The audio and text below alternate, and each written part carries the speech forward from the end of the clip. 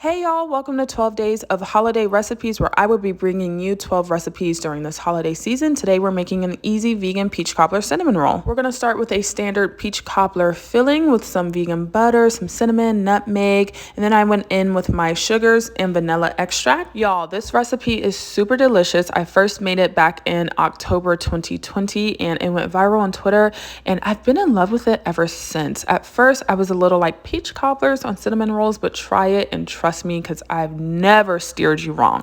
So I went ahead and let my peach cobbler filling thicken up, and then I went ahead and made a streusel or a crumble topping. And so that's just some sugars and some flour and melted butter.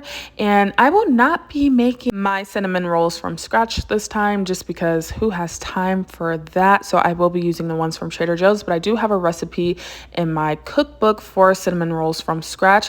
And y'all, this was super easy. This is all you do. If you're worried about them being soggy, they do not get soggy. It's super delicious and you're going to love this recipe. All right, bye. All right, y'all. Y'all know this is the moment of truth. Let's try this. Ooh, it's messy, but y'all know I keep it real.